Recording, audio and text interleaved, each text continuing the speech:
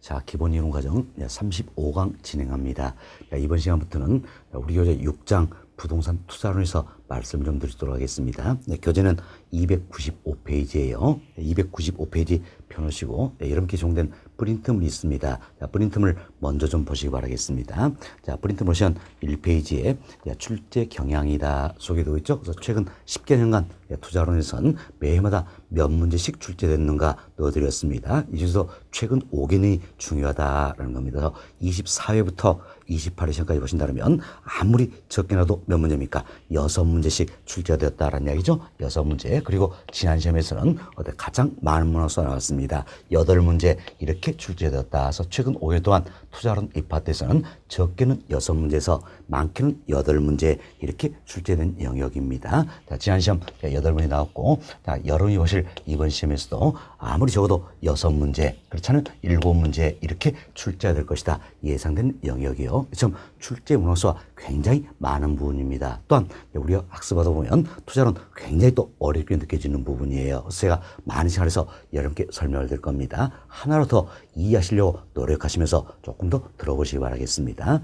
자, 다음 2번 보시면 출제 빈도다 소개되어 있죠. 우리 교재는 크게 1절부터 6절까지 6개 절로 구성이 되어 있어요. 자, 1절은 부동산 투자와 투기에 대해서, 2절은 부동산 투자의 위험과 수익에 대해서, 3절은 포트폴리오 이론, 4절은 화폐 시장 가치, 5절은 현금 예측 및 분석이다. 그리고 6절은 투자의 타당성 분석 기법에서 다루고 있습니다. 이처럼 우리 교재는 1절부터 6절까지 6개의 절로 구성이 되어 있어요. 그런데 어느 하나 안 중요한 분이 없습니다. 모두가 우리 시험에서는 출제 대상이 되고 있다 할 수 있겠죠. 자, 그럼 여러분 프린트물에 동그라미 표기 한번 봐보세요.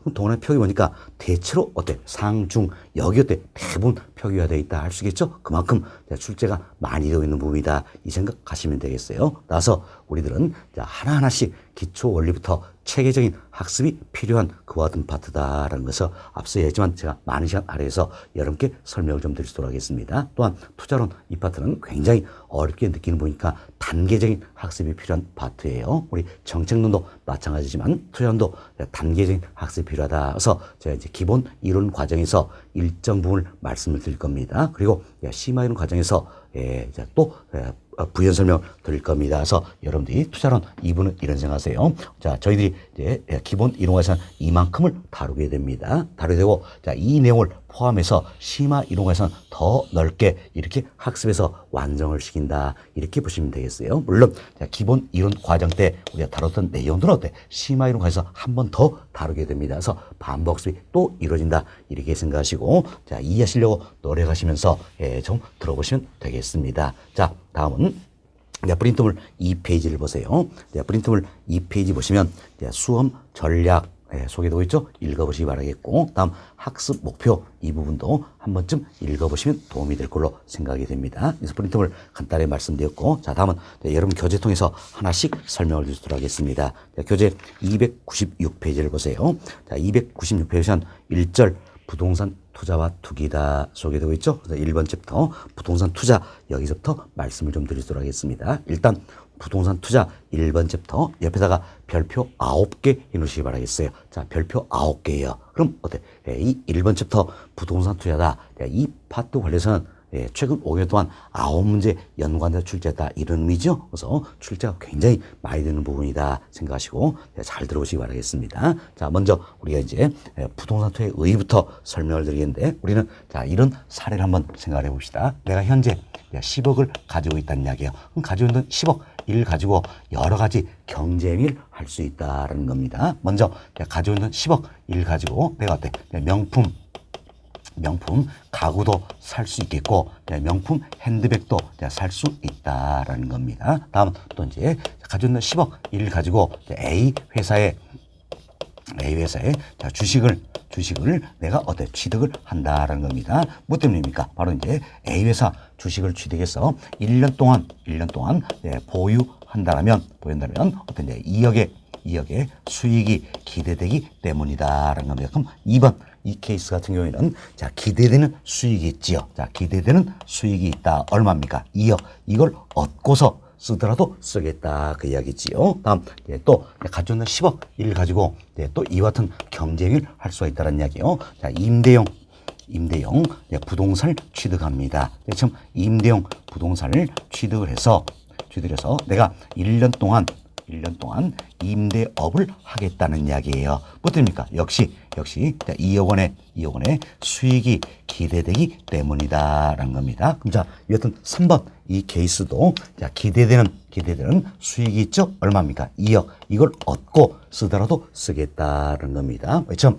가져온 돈 10억 을 가지고 여러 가지 경쟁을 할 수 있다는 건데 이걸 우리가 문장으로만 표현할 수 있게 해보겠습니다. 자, 먼저 1번입니다. 1번 이 사례 같은 경우는 가져온 돈 10억 을 가지고 내가 현재 명품 가구 핸드백 등을 산다는 이야기지요. 산다. 그럼 결국 1번 이 사례 같은 경우에는 현재 때 소비하는 행위다 할 수 있겠죠. 그럼 현재 소비하는 건 확실합니까? 불확실합니까? 확실하다는 이야기예요. 그래서 1번 이 사례 같은 경우에는 자, 확실한 자, 현재의 자, 소비다 할 수 있겠죠. 소비는 뭡니까? 지출이다 이렇게 표현할 수 있겠네요. 자, 확실한 현재의 소비다 할 수 있겠습니다. 그렇지만 2번, 3번 이 케이스는 내가 현재 소비하는 겁니까? 아니란 이야기예요.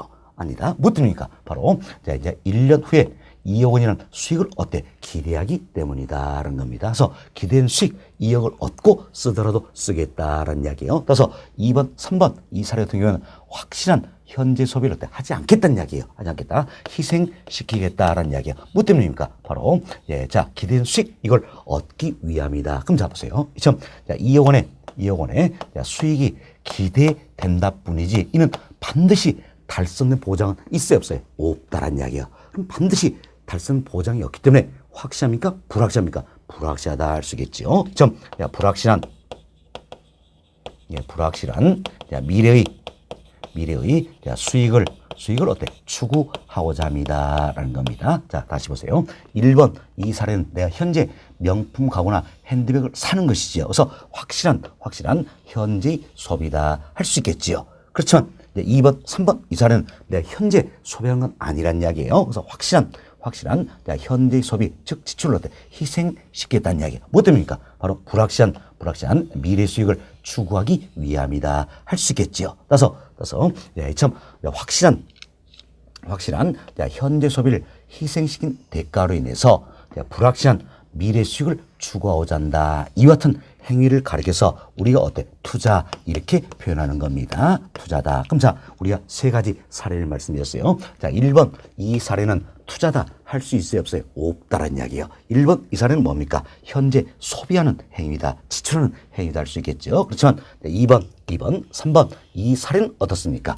투자다 표현할 수 있겠죠. 투자. 그럼 참 투자에는 근본적으로 불확실성이 내포되어 있다라는 이야기예요. 참 불확실성이 내포했다는 이야기 뭡니까? 위험이 따르고 있다라는 겁니다. 이때 위험이라는 것은 기대했던 수익이 달성되지 아니할 가능성을 말하는 겁니다. 그럼 자 보세요.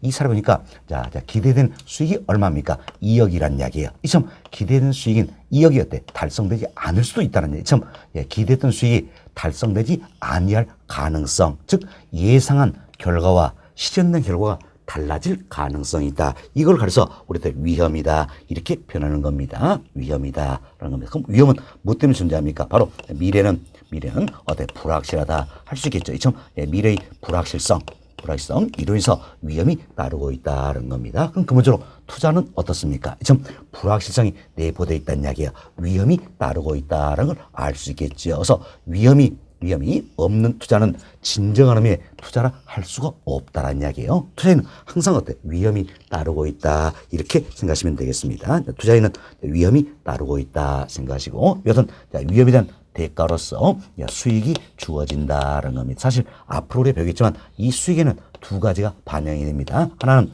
시간에 대한 대가가 있고 또 하나는 이처럼 위험에 대한 대가가 있다 이렇게 생각하시면 되겠습니다. 그럼 이때 위험에 대한 대가로서 수익이 주어지기 때문에 결국 위험이 커지면 커질수록 바라는 수익도 어떻습니까? 많아진다는 걸 알 수 있겠죠. 자, 그럼 여러분이 한번 생각해 보세요. 위험이 커지면 클수록 여러분들 더 많은 더 높은 수익을 요구한다 할 수 있겠죠. 그래서 위험이 위험이 커지면 커질수록 바라는 수익도 많아진다. 따라서 위험과 수익 관계는 어떤 관계에 있습니까? 비례 관계에 있다 할 수 있겠죠. 이처럼 위험과 수익 관계가 비례 관계에 있다. 이걸 가리켜서 우리가 뭐라 표현하냐? 바로 위험, 수익의 상쇄 관계다. 이렇게 표현하는 겁니다. 위험 수익의 상쇄 관계다. 그런데 먼저 이 부분부터 우리가 조금 이해해 봅시다. 자, 위험, 수익 이 사이에 제가 이 기호를 넣어드렸어요. 이 기호는 빼기가 아니에요. 빼기 아니라 흔히 우리가 하이픈 이렇게 표현하는데 신경 쓰지 마세요. 명사와 명사를 연결시켜주는 고리 역할하는 것이다. 이렇게만 생각하시면 되겠습니다. 그래서 읽을 때는 그냥 위험, 수익 바로 읽으면 되겠어요. 그래서 위험, 수익, 상쇄 관계다. 그런데 이때 여기 보세요. 상쇄 관계다. 이 표현이 있어요. 이 표현은 여러분이 이렇게 생각하시면 되겠어요. 뭔가 안 좋은 게 있으니까 좋은 게 나와서 안 좋은 걸 없애버린다. 이게 뭡니까? 상쇄시킨다. 이런 뜻이잖아요. 그래서 일반적으로 상쇄 관계라서는 반비례 관계예요. 그럼 반비례 관계지만 위험과 수익과의 관계만큼 내용이 달라지는 거예요. 달라져서 자 보세요. 위험이 크면 클수록 위험이 크면 클수록 좋아요, 안 좋아요? 안 좋다는 이야기예요. 이걸 어떻습니까? 증가는 수익으로 상쇄시켜버린다. 이런 뜻이에요. 그래서 일반적으로 우리가 이제 상쇄 관계다. 이래 표현하면 이는 반비례 관계를 의미하겠지만, 자, 위험과 수익과의 관계만큼 내용이 달라진다. 그래서 우리 시험에 종종 출제의 대상이 되고 있다. 이렇게 생각하시면 되겠습니다. 그래서 위험, 수익의 상쇄 관계다. 이때는 어떻습니까? 반비례 관계입니까? 비례 관계입니까? 비례 관계다. 이렇게 정확히 이해하셔야 됩니다. 자, 일반적으로 상쇄 관계는 뭡니까? 반비례 관계에 있으거나 위험, 수익 간의 관계만큼은 어떻습니까? 비례 관계가 된다. 사실 위험이 커지면 그래서 더 안 좋다 그랬죠? 안 좋은 걸 자, 수익으로 상쇄시킨다. 이런 의미예요. 그래서 여러분들이 잘 기억하셔야 됩니다. 자, 여기는 자, 위험, 수익의 상쇄 관계다. 참 위험, 수익의 상쇄 관계만큼은 비례 관계에 있다라는 거지요. 그래서 이제 위험, 수익의 상쇄 관계라서는 결국 위험과 수익 관계는 어떤 관계에 있다? 비례 관계에 있다. 이렇게 잘 이해하셔야 됩니다. 그래서 위험이 커지면 클수록 바라는 수익도 커진다. 그래서 위험과 수익 관계는 어떤 관계이다? 비례 관계에 있다. 이를 뭐라 합니까? 위험 수익의 상쇄 관계란다. 결국 위험 수익의 상쇄 관계에서는 위험과 수익 관계는 어떤 관계? 비례 관계에 있다. 이렇게 잘 이해하시면 되겠습니다. 자, 다음은 여기 보세요. 이제 자, 우리가 투자에 대해서 용어 정리를 다 해드렸는데, 자, 여기는 2번 사례나 3번 사례 모두가 투자에 해당이 된다. 알 수 있겠죠? 근데 투자의 대상이 무엇이냐? 여기에 따라서 또 구별이 되고 있다. 보시면 되겠어요. 2번 사례 같은 경우에는 투자 대상이 뭡니까? 자, 주식이 있지요. 주식. 그래서 우리가 흔히 2번 사례, 이 같은 경우는 우리가 주식 투자다. 이렇게 표현하는 겁니다. 주식 투자다. 그럼 3번 사례 보세요. 3번 사례는 투자의 대상이 뭡니까? 임대용 부동산이다. 알 수 있겠죠? 이처럼 투자의 대상이 부동산이다. 이런 의미에서 우리가 부동산 투자다. 이렇게 표현하는 겁니다. 부동산 투자다. 자, 그럼 우리가 공짜로 배우고자 하는 뭡니까? 바로 부동산 투자 2분을 배우고자 하는 것이다. 생각하시면 되겠어요. 그래서 이제 부동산 투자라는 것은 투자의 대상이 부동산인 경우를 의미한다. 그럼 이 같은 부동산 투자는 3단계 과정에서 이루어진다는 걸 알 수 있겠죠. 먼저 이 사례 보니까 자, 임대용 부동산을 취득을 해야 되겠지요. 취득. 그래서 이제 취득이란 과정이 있다라는 겁니다. 그리고 여기서 이제 1년 동안 임대업을 한다고 했어요. 이게 바로 뭡니까? 운용이라는 과정이다. 이렇게 보시면 되겠어요. 그래서 부동산 투자에서는 운용의 가장 대표적인 바로 뭡니까? 임대업이에요. 그래서 우리가 투자를 해서는 임대업 중심으로 이야기를 드릴 겁니다. 참 임대업이다. 그럼 참 임대업이 가능한 무엇 때문입니까? 바로 부동산은 오래 쓰는 상품이다. 영속성, 내구성 등의 특성이 있기 때문이다. 알 수 있겠죠? 자, 이처럼 임대용 부동산을 취득을 해서 그래서 임대업이라는 운용의 과정을 거치게 된다는 이야기예요. 그리고 이제 임대업 접고 취득했던 임대용사를 처분을 하게 된다라는 겁니다. 이처럼 부동산 투자는 크게 3단계 과정에서 이루어진다라는 겁니다. 어떻게? 이제 취득 그리고 운용 처분의 과정이다. 이렇게 보시면 되겠습니다. 근데 우리가 이제 운용의 과정을 통해서 이득을 얻어볼 수 있어요, 없어요? 있다라는 이야기예요. 지금 운용의 과정에서 얻을 수 있는 이득을 우리가 소득, 이득이다 이렇게 표현하는 겁니다. 뭐 대표로 우리 임대료 한다고 했지요. 그럼 임대료 이 같은 걸 들어볼 수 있겠네요. 다음은 처분의 과정을 통해서 또 이득을 얻어볼 수 있다는 이야기예요. 지금 처분의 과정을 통해서 얻을 수 있는 이득을 우리가 자본 이득이다 이렇게 표현합니다. 대표적인 게 뭡니까? 매매 차익, 양도 차익이다 이렇게 생각하시면 되겠습니다. 지금 부동산 투자는 취득 그리고 운용, 처분의 과정으로 이루어지기 때문에 자본이득뿐만 아니라 소득이득도 얻어볼 수 있다는 이야기예요. 좀 자본이득뿐만 아니라 소득이득까지 얻을 수가 있기 때문에 다른 투자 대상에 비해서 어때? 수익성이 높다 할 수 있겠지요. 좀 수익성이 높다는 건 하나의 장점이 된다 이렇게 생각하시면 되겠습니다. 다음 이제 부동산 투자입니다. 투자 대상이 뭡니까? 바로 부동산이지요. 부동산은 이제 다른 투자 대상에 비해서 도난이나 멸실의 위험이 거의 없다는 이야기예요. 물론 뭐 화재가 발생한다. 또 뭐 지진이 일어난다. 이 같은 경우는 예외가 되겠지요. 그렇지만 도난이나 멸실의 위험이 거의 없다는 이야기예요. 이런 점에서는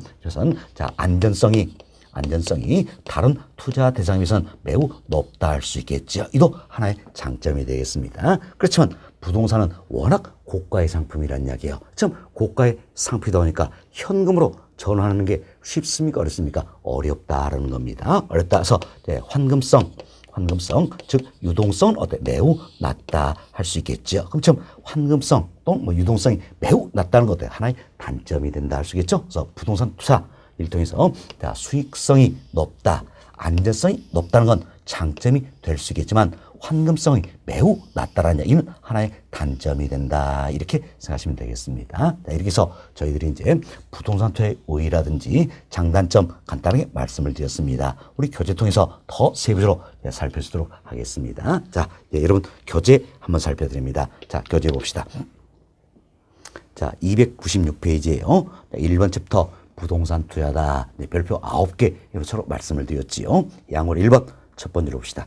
투자란 확실한 현재 소비를 희생하여 이해된 보상으로 불확실한 미래 수익을 추구하는 행위를 말한다는 거죠. 확실한 현재 소비를 희생시킨다는 이야기. 이는 대가로서 불확실한 미래 수익을 추구하고자 하는 행위를 가리켜서 우리가 뭐랍니까? 투자다 이렇게 이야기하는 겁니다. 즉 장래의 현금 수익과 현재의 현금치를 교환한 행위다라는 거죠. 장래의 현금 수익과 현재의 현금 수출을 이럴 때 교환하는 행위다 표현할 수 있겠죠. 다음 주 봅시다. 이러한 투자의 대상이 부동산일 경우 부동산 투자라 하지요. 부동산 투자는 취득과 운용, 처분의 3단계로 이루어진다. 이처럼 취득 그리고 운용, 처분의 3단계로 이루어진다라는 겁니다. 동그라미 1번 보세요. 부동산 투자는 미래에 대한 불확실성이 내포되었으므로 위험이 따른다. 근본적으로 부동산 투자에도 당연히 위험이 따른다 할 수 있겠죠? 뭐 때문입니까? 미래는 불확실하기 때문이다. 이렇게 보시면 되겠습니다. 다음 동그라미 2번 보세요. 부동산 투자에 따른 수익에는 이러한 위험에 대한 보상과 시간에 대한 보상이 포함된다. 우리 이야기 드렸죠? 부동산 투자에는 위험이 따른다. 그럼 이에 대한 대가로서 수익이 주어지는데 수익은 크게 두 측면이 있다. 하나는 시간에 대한 부분이 있고 또한 위험에 대한 부분이 있다라는 겁니다. 앞으로 이번 더 세부적으로 배우실 거예요. 여튼 위험에 대한 대가로서 뭐가 주어집니까? 수익이 주어진다. 이렇게 생각하시면 되겠습니다. 다음 동그라미 3번. 부동산 투자에 따른 위험이 클수록 투자자가 바라는 수익도 커진다는 이야기. 위험이 크면 클수록 투자자가 바라는 수익도 커진다라는 거지요. 따라서 위험과 수익은 어떤 관계에 있다? 비례 관계에 있다. 우리 시험 이게 종료 출제가 내렸어요. 비례 관계, 비례 동그라미 크게 쳐놓으시면 되겠습니다. 이를 위험 수익의 상쇄 관계라 한다. 위험 수익의 상쇄 관계에서는 결국 위험과 수익과의 관계가 어떤 관계에 있다? 비례 관계에 있다. 이렇게 잘 생각하시면 되겠어요. 위험이 커지면 클수록 바라는 수익도 커진다는 이야기여서 위험과 수익은 어떤 관계에 있습니까? 비례 관계에 있다. 이를 위험 수익의 상쇄 관계란다. 결국 위험 수익의 상쇄 관계라서는 위험과 수익 관계는 어떤 관계? 비례 관계에 있다. 이렇게 잘 이해하시면 되겠습니다. 다음 양고래 2번 봅시다. 자, 부동산 투자의 장점이다 소개되고 있는데, 자, 부동산 투자에도 여러 가지 장점이 있다라는 거예요. 앞서 두 가지 이야기 드렸죠. 자, 수익성이 높다. 하나의 장점이죠. 안전성이 높다. 하나의 장점이에요. 이게도 여러 가지 장점이 있다 생각하시고, 먼저 편과로 1번 봅시다. 자, 고수익성이다. 고자는 뭡니까? 높을 고자죠. 그래서 고수익성, 이거 뭡니까? 수익성이 높다라는 겁니다. 하나의 장점이 되겠죠. 그래서 부동산은 내구재로 운용에 따른 소득이득과 처분에 따른 자본이득의 향유가 강하기 때문이다. 자, 향유가 강하다는 동시에 얻어볼 수 있다는 이야기예요. 결국 부동산 투자는 취득, 운용, 처분의 과정을 이루기 때문에 자, 자본이득뿐만 아니라 소득이득도 얻을 수가 있더라서 소득이득과 자본이득의 향유가 강하기 때문에 어때? 수익성은 높다. 할 수 있겠죠. 하나의 장점이 된다라는 겁니다. 평어로 2번 고안전성이다. 안전성이 높다는 이야기지요. 그래서 자, 지금 봅시다. 부동산은 물리적으로 안정적인 투자 수단이므로 다른 투자 자산에 비해 상대적으로 투자의 안전성이 높다. 그래서 도난이나 멸실위험이 거의 없다라는 이야기예요. 이런 측면에서 다른 투자 자산에 비해서는 안전성이 높다. 이도 하나의 장점이 된다. 이렇게 보시면 되겠습니다. 다음 평균 3번. 평균 3번. 자, 절세 효과를 얻을 수 있다는 겁니다. 이도 하나의 장점이 되겠는데, 자, 이 부분은 우리가 이런 생각을 해봅시다. 자, 잘 이해하셔야 될 부분이에요. 자, 또 우리가 운용의 과정을 통해서 소득이득을 얻을 수 있다고 했지요. 그럼 지금 운용의 과정을 통해서 자, 소득이득을 얻었으면 여기에 대한 세금 내야 돼, 안 내야 돼요? 내야 되겠죠. 지금 우리는 운용의 과정 이걸 이야기하는 겁니다. 처분이 아니에요. 운용의 과정 이걸 이야기한다. 그럼 내가 임대업을 하고 있는 동안에 소득이득을 얻는다는 이야기예요. 여기에 대한 세금을 내야 된다라는 겁니다. 그럼 자, 세금을 산정하는데 어떻게 산정할 것인가 살펴보도록 하겠어요. 물론 우리 교재 5절에서 더 세부적으로 다루게 됩니다. 그렇지만 간단하게 한번 이야기 드립니다. 자, 먼저 자, 운용의 과정을 통해서 벌어진 자, 소득에 대한 세금을 산정해 보자라는 겁니다. 이때 자, 앞으로 우리 배우게 될 거예요. 순영업 소득이라는 게 있어요. 순영업 소득은 순수히 영업을 통해서 벌어진 소득이다라는 겁니다. 순영업 소득이 있고 여기에 이제 대체 충당금이라는 게 있습니다. 대체 충당금 이걸 어떻게 더해 줍니다. 대체 충당금은 대체시켜서 충당한 금액이에요. 대체시켜 충당한 금액이다. 흔히 여러분들이 이제 아파트 관리비 넣어보면 장기순 충당금이다 이런 게 있죠. 이와 유사한 개념이다 생각하시면 되겠어요. 그래서 이제 내가 임대도 보면 하다 보면 어떤 이제 5년 동안 임대할 예정인데 4년째가 되면 에어컨을 전면 교체해야 될 필요성이 있을 것 같다는 이야기예요. 그럼 한꺼번에 많은 돈을 지출하기 어렵겠죠? 그래서 매년마다 일정 금액을 어떻게 충당시켜 놓는다는 이야기예요. 멀리서 에어컨 대체시키기 위해서 이게 대체 충당금이야. 그럼 대체하기 위해서 충당시키는 금액이다. 그럼 이는 어떻습니까? 내가 번 돈에서 충당시키겠죠? 당연히 세금을 매겨야 되겠죠. 그래서 더해 준다는 이야기예요. 반면 자, 이자 지불액이라는 게 있습니다. 이자 지불하는 게 있어요. 자, 이건 우리 또 이런 생각을 해봅시다. 내가 이처럼 자, 임대부를 취득하는데 워낙 고가의 상품이다 보니까 은행부터 대출 좀 받았다는 이야기예요. 그럼 대출 받아서 임대부를 취득하고 이자 내야 되겠죠? 1년 동안 이자 낸 금액이 있다는 이야기예요. 이게 이자 지불액입니다. 이자 지불액. 자, 이건 빼준다는 이야기예요. 다음은 자, 임대부는 건물이죠? 건물이니까 감가상각이 이루어지겠지요. 이때 1년치 감가상각비 자, 이것도 빼준다는 이야기예요. 이렇게 해서 우리가 과세 대상 소득을 산정을 하게 된다라는 겁니다. 여기에 이제 세율을 곱해주면 자, 영업소득세다. 자, 이렇게 해서 세금이 산정이 된다는 이야기예요. 이때 산정된 세금이 바로 뭡니까? 운용의 과정을 통해서 벌어들이는 소득 이득에 대한 세금이다. 이렇게 보시면 되겠습니다. 그때 여기 보세요. 이제 자, 순영업소득이 예를 들어서 5천만 원이다. 가져갑시다. 대체충당 1,000만 원이에요. 그럼 이걸 더해줘야 되겠지요. 다음 이자지불액 예를 들어서 1,000만 원입니다. 그럼 어때? 이건 빼준다는 이야기. 감가상각비 1,000만 원이면 이건 빼준다는 이야기. 이렇게 해서 과세 대상소득을 산정한다는 이야기예요. 그럼 자, 보세요. 이제 5천만 원에 1,000만 원 더해주니까 6천만 원이지요. 1,000만 원 빼주니까 5천만 원. 1800이니까 어때? 과세상수는 4천만 원이 되겠다라는 겁니다. 여기 예를 들어서 세율이 30%다. 자, 가져간다면 30% 곱하면 어떻습니까? 이제 영업소득세는 얼마 나옵니까? 1,200만 원 산정이 된다 할 수 있겠죠. 그럼 이처럼 우리가 영업소득세를 산정한 데 있어서 과세 대상 소득에서 이자 지불액이나 감가상각비는 어떻습니까? 공제가 되고 있다는 이야기. 왜? 비용으로 처리해 준다는 이야기예요. 그럼 비용으로 처리해 주는 이 두 금액이 어때? 공제 대상이 되고 있다는 겁니다. 자, 그럼 여기서 보세요. 이제 2천만 원이 공제가 되잖아요. 따라서 2천만 원 공제 때문에 과세 대상 소득은 높아질까요? 낮아질까요? 낮아지겠지요. 그렇죠? 만약에 2천만 원이 공제 안 된다면 과세소득은 얼마 됩니까? 이 사람이니까 6천만 원이잖아요. 그렇지만 2천만 원이 공제가 되니까 어때? 4천만 원이 된다는 겁니다. 이처럼 자, 이자 지불액과 감가상각비 이 두 가지는 어떤지 비용 처리해 주겠다는 이야기예요. 따라서 과세 대상 소득에서 제외가 된다는 겁니다. 따라서 자, 과세소득이 어때? 낮아진다는 걸 알 수 있다는 이야기예요. 그럼 이처럼 과세 대상 소득이 낮아지기 때문에 동일한 세율을 정해도 세금이 어때? 세금이 줄어든다는 걸 알 수 있겠지요. 만약에 이 사례에서 어떤지 자, 2천만 원 이 부분이 공제되지 않는다면 결국은 과세소득은 얼마입니까? 6천만 원. 여기에 30%니까 세금은 어때? 1,800이 되겠죠. 그렇지만 이자 지불액과 감가상각비가 비용 처리된다. 그래서 과세소득에서 제외되기 때문에 그만큼 과세소득이 어때? 줄어들지요. 줄어드니까 동일한 세율 저도 세금이 어때? 줄어든다. 그래서 우리는 어때? 절세효과를 얻을 수 있다는 겁니다. 이게 하나의 장점이 되겠지요.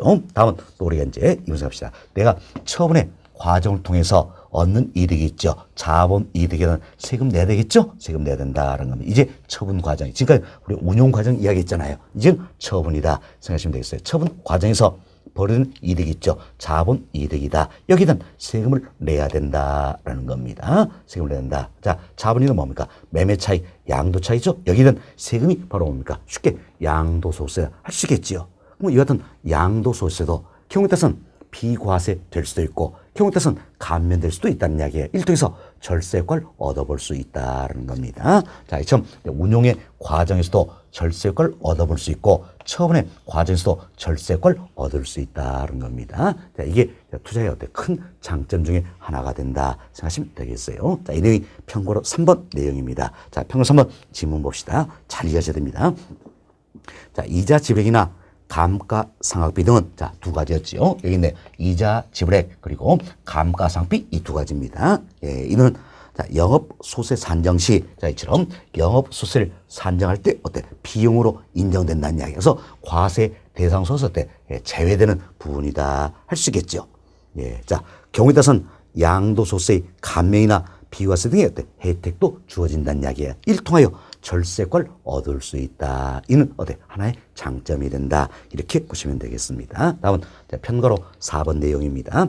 편거로 4번 자, 우리가 이런 생각을 해봅시다. 자, 부동산은 저당권 설정이 가능하다는 이야기예요. 지금 부동산은 저당권 설정이 가능하다는 거. 지금 저당권을 설정하고 어때? 내가 은행부터 자금을 어때? 융통할 수가 있다라는 겁니다. 즉 대출 받을 수가 있다라는 이야기예요. 자금 융통 대출 받을 수 있다라는 겁니다. 자, 이처럼 자, 저당권을 설정하고 이처럼 자금을 융통할 수 있다. 이 자체도 어때? 부동산 투자의 하나의 장점이 된다 할 수 있겠지요. 자, 이처럼 자, 대출을 받았어요. 대출하는 이 금액은 내 돈입니까? 남의 돈입니까? 남의 돈이지요. 남의 돈이다. 참, 대출하는 이 금액은 남의 돈이라는 이야기예요. 참, 타인 자본을 활용할 수가 있다라는 이야기예요. 그 뭐 때문입니까? 자, 저당권을 설정하고 자금을 융통할 수 있기 때문이지요. 그래서 타인 자본을 활용해서 자기 자본에 대한 자기 자본 뭡니까? 내 돈이 되겠지요. 자기 자본에 대한 수익률을 높여볼 수 있다라는 이야기예요. 자, 이처럼 타인 자본을 활용해서 즉 남의 돈 써서 내 돈의 수익률을 높여볼 수 있다라는 겁니다. 이걸 가려서 우리가 뭘 할 것인가? 바로 정의 지렛대 효과다 이렇게 이야기합니다. 또는 정의 레버리지 효과다 이렇게도 표현하는데 잠시 뒤에 다시 더 구체로 우리가 또 배우게 될 내용입니다. 그런데 여기 보세요. 타인 자본을 활용합니다. 남의 돈 써서 자기 자본 즉 내 돈에 대한 수익이 높아진다면 내 입장에서는 좋아야 한다. 좋잖아요. 그래서 내 입장에서는 좋다서 뭡니까? 정 이렇게 표현하는 겁니다. 내 입장이 좋다서 정 이렇게 표현한다라는 겁니다. 타인 자본을 활용해서 자기 자본의 수익을 높여볼 수 있다. 이것은 정의 지대 효과를 얻었습니까? 기대할 수가 있다는 게 하나의 장점이 된다. 이렇게 보시면 되겠습니다. 자, 이번은 잠시 더 구체로 설명을 좀 드리도록 하겠습니다. 자, 일단 여러분 교재 편고로 4번 보세요. 편고로 4번 보시면 정의 지대 효과 나와 있죠? 예, 첫 번째 타인 자본을 활용하여 자기 자본 수익을 높일 수 있는 정의 지대 효과, 즉 정의 레버리지 효과를 기대할 수 있다는 이야기예요. 이도 하나의 장점이 되는 것이다. 이렇게 보시면 되겠습니다. 다음 편거로 5번 봅시다. 이도 여러 가지 장점이 있다 생각하시고 동그라 1번입니다. 자, 동그라 1번. 자, 이 부분은 저희들이 우리 교재 2장 부동산 경기 변동 이론이다. 그래서 인플레이션 관련해서 우리 한번 소개해드린 내용입니다. 이도 출제비도 굉장히 높은 부분이에요. 잘 보시기 바랍니다. 근데 우리가 인플레다 이렇게 표현하는데 인플레는 한마디로 표현 뭡니까? 물가 상승이다라는 이야기요. 인플레가 심할수록 어때? 물가는 상승한다 할 수 있겠죠. 이처럼 물가가 상승할수록 화폐 가치는 떨어진다는 걸 알 수 있겠죠. 그럼 화폐 가치가 하락합니다. 그런데 상대적으로 화폐 가치는 하락하지만 어때? 실물 자산의 가치는 어때? 가치는 상승한다는 걸 알 수 있겠죠. 이처럼 인플레가 발생해서 물가가 상승할수록 화폐 가치는 하락한다는 이야기야. 그럼 화폐 가치는 하락하니까 다른 조건이 일자하면 나의 실질 소득이 어때? 실소득이 감소한 결과를 가져오겠죠. 좀 실소득이 감소하기 때문에 이로 인해서 구매력이 떨어진다는 걸 알 수 있겠네요. 결국 인플레 이로 인해서 어때? 구매력이 떨어진다라는 겁니다. 구매력이 저하된다는 이야기예요. 이걸 가리켜서 우리가 뭐로 표현합니까? 인플레 위험이다. 이렇게 이야기하는 거죠.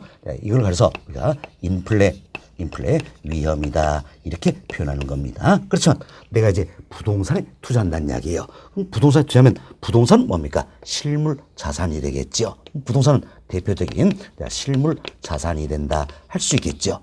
그래서 내가 부동산에 투자를 하긴다면 이처럼 인플레가 발생하더라도 화폐 가치는 하락하지만 부동산의 가치가 어때? 상승하게 된다는 얘기죠. 이처럼 부동산의 가치가 상승하게 된다. 그래서 부동산의 가치 상승분으로 화폐 가치 하락분 이걸 이렇게 때 방어할 수 있어요, 없어요? 있다라는 이야기예요. 방어할 수 있다는 겁니다. 이때 방어하다 이걸 우리가 뭡니까? 영어로 hedge 이렇게 표현하는 겁니다. hedge. 그래서 부동산에 투자해 놓으면 인플레가 발생하더라도 부동산의 가치 상승분으로 화폐 가치 하락분을 방어할 수 있다. 결국 인플레 해지가 가능하다는 이야기. 즉 인플레 해지가 가능하기 때문에 구매력을 어때? 보호할 수 있어요, 없어요? 있다는 이야기죠. 인플레이지가 가능하기 때문에 이로 인해서 어때? 구매력을 보호할 수가 있다는 겁니다. 이도 어때?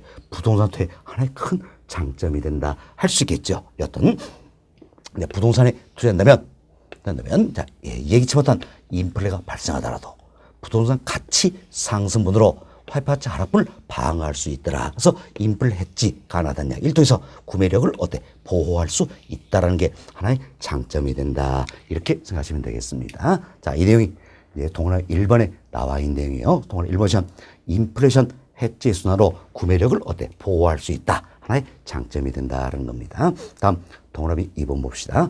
자, 부동산은 3차원의 입체 공간으로 구성되어 있다 할 수 있겠지요. 그래서 내가 부동산에 투자했을 때는 3차원의 입체 공간을 어때? 활용할 수가 있다라는 거예요. 이도 하나의 장점이 되겠고, 동그라미 3번 저당권 설정에 대한 자금 융통이 가능하다. 이미 설명드렸죠. 부동산은 저당권 설정이 가능하다는 이야기예요. 일종에서 자금을 융통할 수 있어요, 없어요? 있다. 그래서 타인 자본을 활용해서 자기 자본 수익을 높여볼 수 있는 정의 지득과를 기대할 수 있다는 게 하나의 장점이 된다. 이미 설명드렸죠.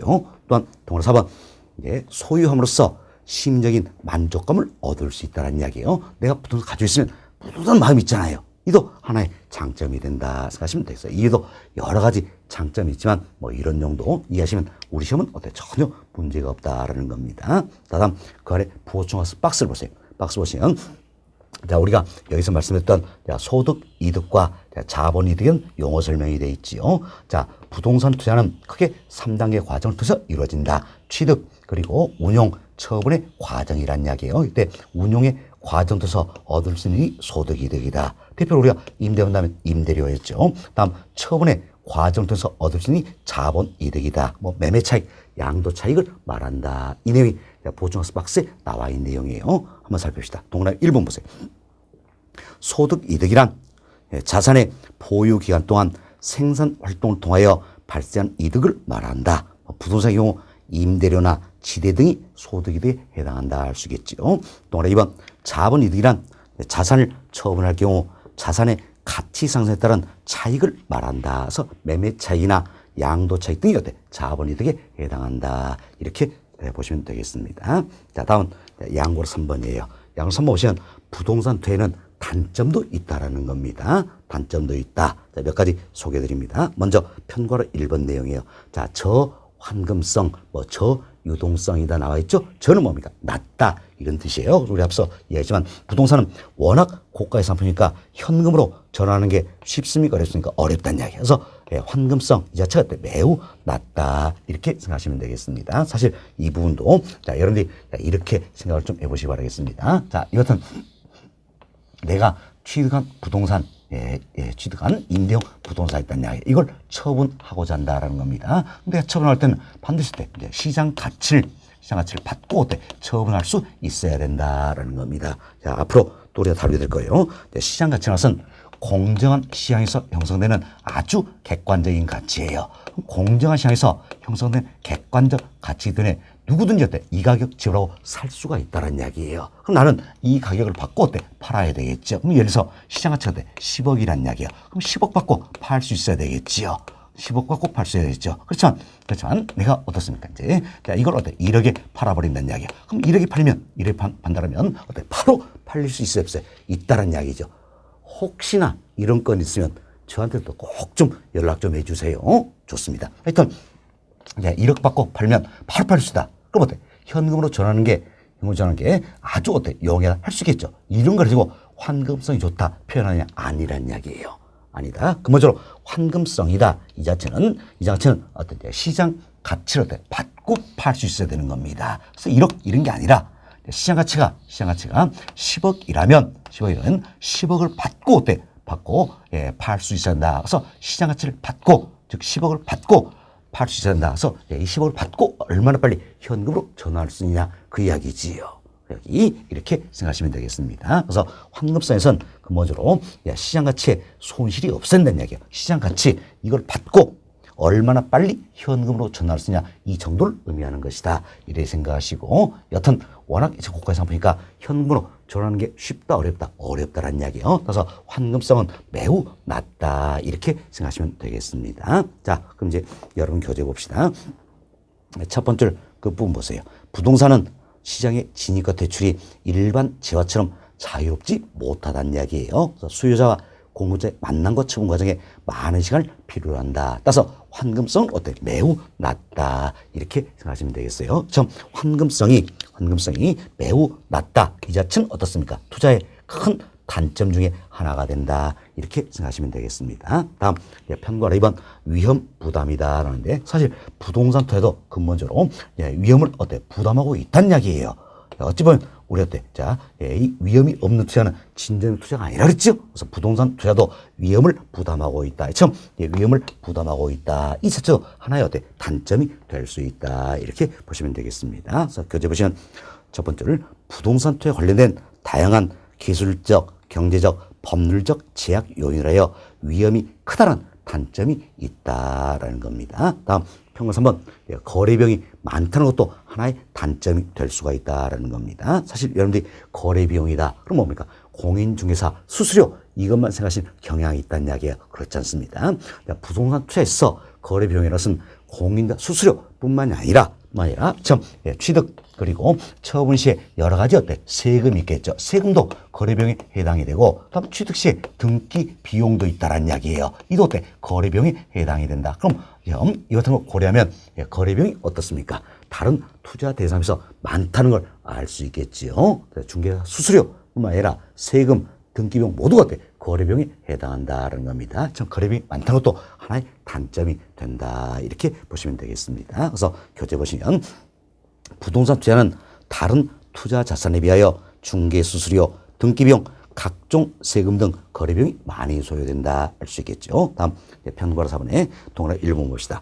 부동산 투자는 다른 투자 자산에 비하여 경영 관리에 따른 부담이 있다라는 겁니다. 자, 그럼 우리가 이런 생각을 해봅시다. 내가 임대업을 자 5년 동안 할 예정이란 이야기야. 그럼 5년 동안 지속적인 수익이 발생될 수 있어야 되겠지요.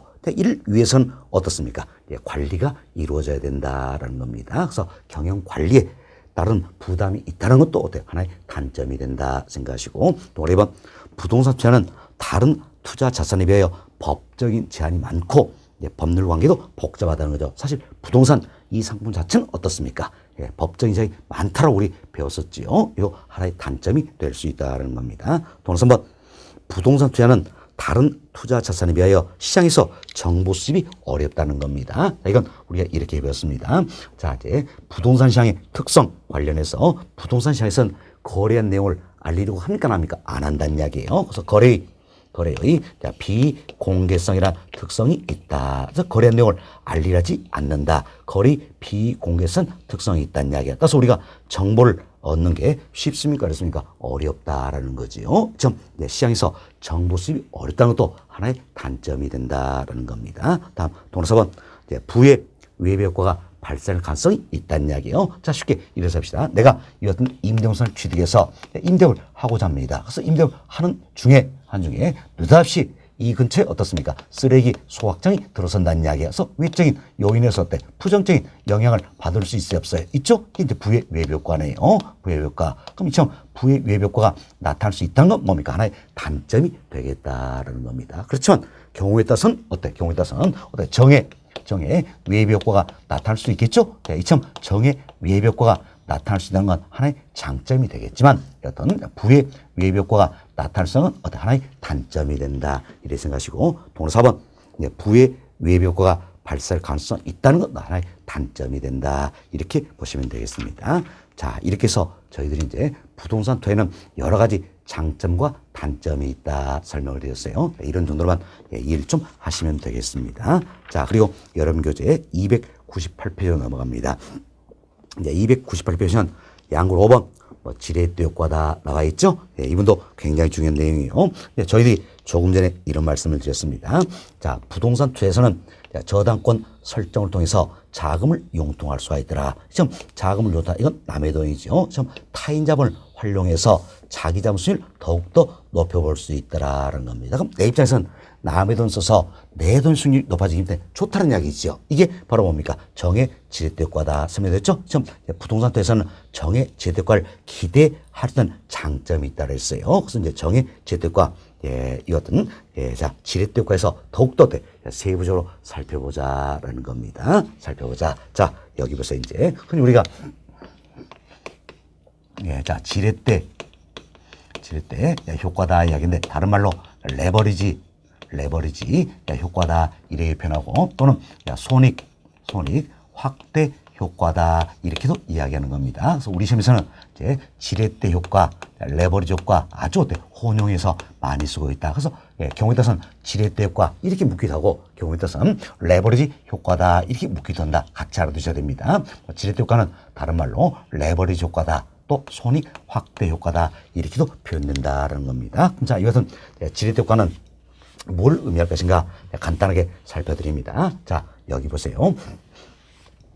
자, 여기 보시면 자, 우리가 이런 생각을 해봅시다. 자, 여기에 큰 바위가 있습니다.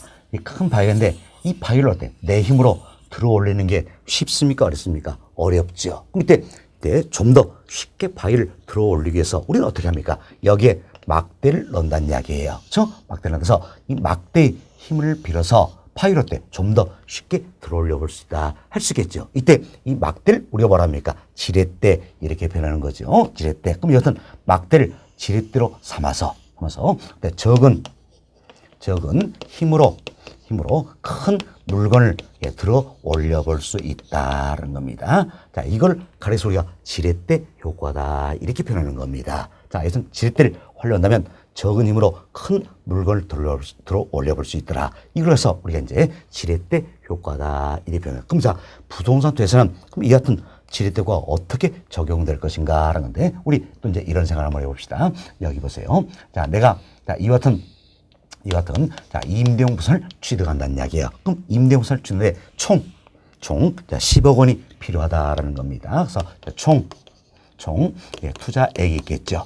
총 투자액은 총 10억이라는 이야기. 10억인데 이때 이제 총 투자액 10억 이 자체가 어떻게 구성이 될 것인가 한번 살펴드리겠는데, 먼저 우리가 이제 1번 케이스입니다. 예, 1번. 자, 1번. 자, 이 케이스는 흔히 우리가 이제 자기 자본이다라고 표현합니다. 자기 자본은 내 거라 그래서 직거래서 지분 이렇게 표현되겠죠. 다음은 타인 자본이라는 게 있어요. 타인 자본 남의 돈이죠. 그럼 부동산 투자에서 타인 자본을 조달하는 가장 대표의 방법이 뭘 것인가? 바로 저당입니다. 우리가 저당이다. 그럼 여러분이 저당이다 이 표현 굉장히 낯설 거예요. 그렇지만 모기지다 이런 표현 많이 들어보셨죠? 모기집이 아니에요. 모기지. 들어보시죠? 모기지 이게 뭡니까? 우리말로 번역하면 저당이에요. 저당. 그래서 부동산을 담보로 해서 자금을 융통하는 기법이다. 그럼 여튼 취득하고자 하는 이 부동산을 담보로 해서 자금을 융통하는 기법을 가리켜서 뭡니까? 저당 이렇게 표현하는 겁니다. 그래서 저당이라는 것은 즉 모기지라는 것은 부동산을 담보로 해서 자금을 융통하는 기법을 말한다 이렇게 생각하시면 되겠습니다. 따라서 부동산 투자에서 타인 자본을 조달하는 가장 대표의 방법이 바로 뭡니까? 저당이다 이렇게 생각하시면 되겠습니다. 근데 이제 자기 자본과 타인 자본의 합이 바로 뭡니까? 총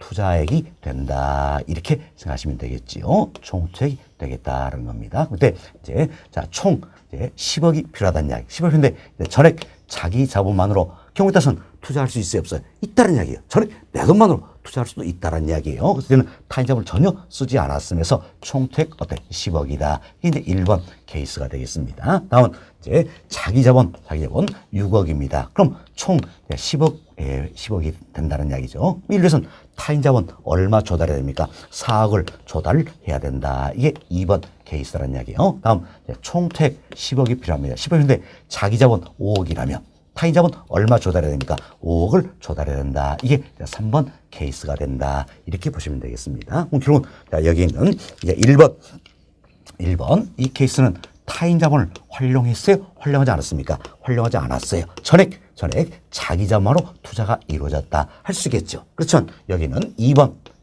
3번 이 케이스는 어떻습니까?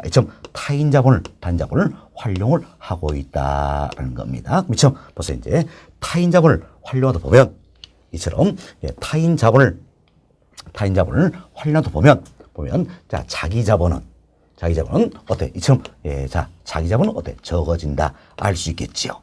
자, 타인 자본을 전혀 쓰지 않는다는 이야기예요. 그럼 밑에 총택 10억인데 타인 자본을 전혀 쓰지 않는다면 자기 자본은 얼마 됩니까? 10억이지요. 그렇지만 타인 자본을 활용하다 보면 자기 자본은 어떻습니까? 10억보다 적어진다 할 수 있겠지요. 적어진다. 밑에 타인 자본을 활용하다 보면 자기 자본은 적어진다. 그래서 적은 자기 자본으로 자기 자본에 대한 수익률을 높여볼 수 있다라면 생각합시다. 자, 그러면서 이제 적은 자기 자본에 대한 수익률을 높여본다는 이야기예요. 사실 여기 보세요. 자, 이때 총 투자액이다. 총 자본은 얼마입니까? 1, 2, 3번 모두 10억이에요. 10억이기 때문에 총 투자액, 총 자본에 대한 수익률은 항상 같을 겁니다. 그렇지만 1, 2, 3번 케이스를 보니까 자기 자본은 어떻습니까? 이처럼 차이가 있다는 이야기. 자기 자본 수익률은 달라질 수 있겠지요. 이처럼 타인 자본을 활용하다 보면 자기 자본은 적게 든다는 이야기. 그럼 적은 자기 자본으로 자기 자본에 대한 수익률을 높일 수 있다라면 높이면 마치 어때? 적은 힘으로 큰 물건을 들어 올려본다. 이거 어때? 일맥상통하다 할 수 있겠죠. 그래서 적은 힘으로 큰 물건을 들어 올릴 수 있다. 이와 일맥상통한다. 따라서 부동산 투자에도 이처럼 지렛대 효과가 적용이 된다. 이렇게 보시면 되겠어요. 자, 지금 부동산 투자에서 지렛대 효과를 얻기 위해서는 반드시 어때? 적은 자기 자본이 돼야 된다는 이야기예요. 그럼 적은 자기 자본이 되기 위해서는 타인 자본을 써야 된다. 써야 된다는 써야 된다. 그래서 타인 자본을 반드시 활용을 해야 된다라는 겁니다. 좀 타인 자본을 반드시 활용을 해야 된다라는 겁니다. 지금 타인 자본을 전혀 활용하지 않는다는 이야기. 자, 여기는 1번 사례 이처럼 타인 자본을 전혀 활용하지 않는다는 이야기예요. 그럼 이때는 어때? 적은 자기 자본이다. 할 수 있어요, 없어요? 없지요. 없죠. 따라서 1번 이 사례는 지렛대 효과를 기대한 사례다. 할 수가 없다는 이야기예요. 그럼 지렛대 효과를 얻기 위해서는 반드시 어때? 적은 자기 자본이 돼야 되니까 타인 자본을 활용을 해야 된다라는 겁니다. 참 타인 자본을 활용해서 그리고 자기 자본에 대한 수익률을 높이자는 데 목적이 있다. 이렇게 보시면 되겠어요. 자, 여기 보세요. 자, 1번 이 사례는 타인 자본을 전혀 쓰지 않았다는 이야기예요. 전액 자기 자본으로 투자가 이루어졌지요. 그럼 적은 자기 자본이다 할 수가 없기 때문에 지렛대 효과를 기대한 사례가 할 수가 없겠지요. 반면 2번이나 3번 이 사례는 어떻습니까? 이처럼 타인 자본을 활용을 했다는 이야기예요. 그럼 타인 자본을 활용을 했기 때문에 자기 자본은 어떻습니까? 적어진다 할 수 있겠죠. 그럼 2번, 3번 이 사례는 어때? 지렛대 효과를 기대한 사례다 할 수 있겠지요. 지렛대 효과를 기대한 사례다라는 겁니다. 참 타인 자본을 활용했습니다. 활용했을 때 이때 보세요. 이제 자 2번, 3번 이 사례는 참 타인 자본 4억, 5억 이거 활용했다는 이야기. 그렇다 할지라도 총 투자액이다. 총 자본은 10억으로 똑같다는 이야기예요. 똑같기 때문에 타인 자본을 얼마를 쓰든 간에 총 투자액, 즉 총 자본의 수익률은 똑같이 나올 거란 이야기예요. 그래서 총 자본 수익률을 높이는데 목적이 있는 게 아니에요. 뭘 높이는 목적입니까? 바로 자기 자본에 대한 내 돈에 대한 수익을 높이는데 목적이 있다. 이렇게 보셔야 되겠습니다. 참 타인 자본을 활용해서 자기 자본 수익률을 높여본다. 여기에 목적이 있다. 이렇게 보시면 되겠습니다. 이때 자기 자본 수익률은 다른 말로 우리가 지분 수익률이다. 이렇게 표현하겠죠? 자기 자본이 뭡니까? 지분이 돼서 지분 수익률이다. 이렇게도 표현되는 겁니다. 그래서 근본적으로 여러분이 의의부터 잘 이해하셔야 돼요. 그런데 지렛대 효과다. 이건 어때? 반드시 타인 자본을 활용을 해야 된다는 이야기예요. 타인 자본을 전혀 쓰지 않고 전액 자기 자본으로 투자가 이루어지면 이는 지렛대 효과를 기대해서 볼 수가 없다는 이야기예요. 반드시 타인 자본을 활용해야 한다. 그럼 타인 자본을 활용해서 총 자본 수익률 이걸 높이는 목적이나 아니죠. 자, 타인 자본을 얼마를 쓰든 간에 이 사람이니까 총 투자액, 총 자본은 똑같기 때문에 총 자본 수익률은 동일하다는 이야기예요. 그럼 뭘 높이는데 목적이 있습니까? 바로 내 돈에 대한 수익률, 자기 자본에 대한, 즉 지분에 대한 수익률을 높이는데 목적이 있다. 이렇게 보시면 되겠어요. 그래서 지도권에서는 타인 자본을 활용을 해서 자기 자본 수익률 높이는데 목적이 있다. 이렇게 보시면 되겠습니다. 그렇죠?